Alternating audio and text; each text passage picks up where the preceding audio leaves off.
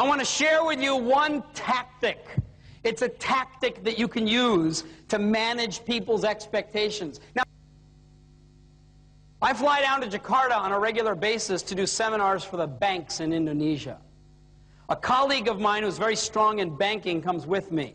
He does the banking, I do the service. It's a 2-day seminar for senior managers. We take the first flight in the morning from Singapore to Jakarta. We do the seminar. We stay overnight, one night in the hotel.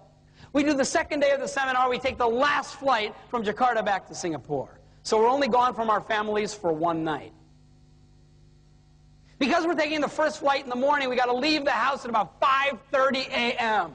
His wife drives him to the airport. I'm right on the way, so they pick me up. We're at the airport. We're getting out of the car. She said to him, "Sweetheart, will you call me tonight?" He said, "Of course I will, honey." That was to her, not to me. I'm not Joe Girard, all right?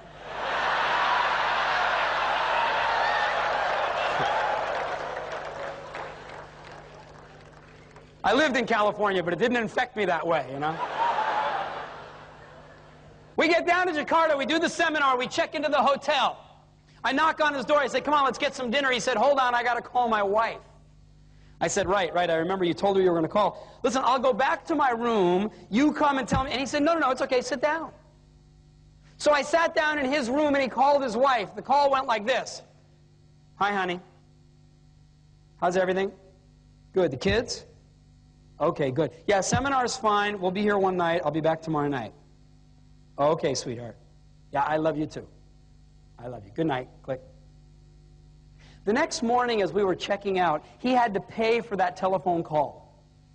The hotel in Jakarta that they put us in puts a 250% charge on top of the normal price of the telephone call.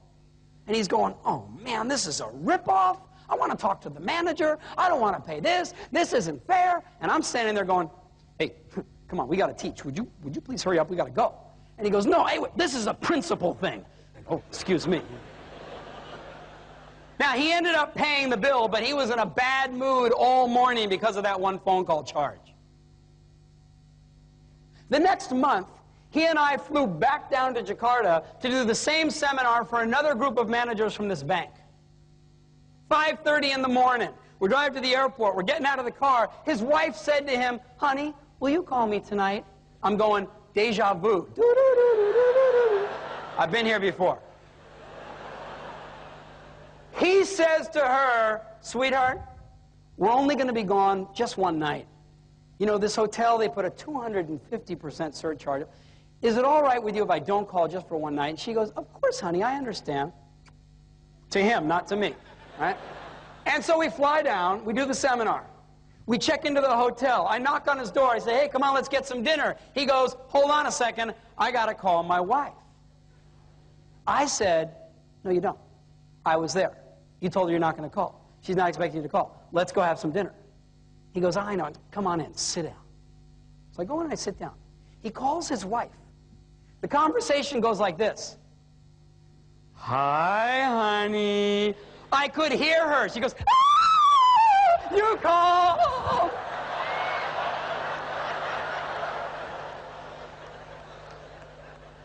He starts to milk it. He goes, "I missed you so much."